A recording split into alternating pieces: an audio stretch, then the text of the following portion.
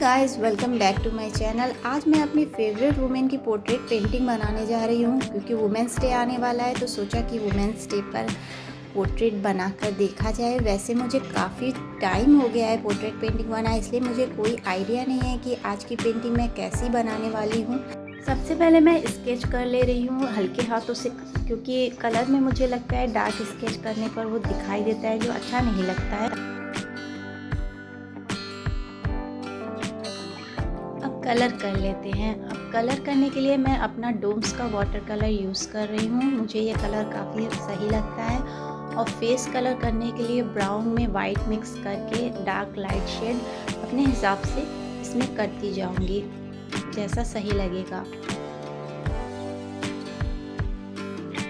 Video को आप last तक देखिएगा पूरा प्रोसेस, और फिर मुझे ज़रूर बताइएगा आपको वीडियो कैसी लगी, और लाइक कमेंट करना मत भूलिएगा।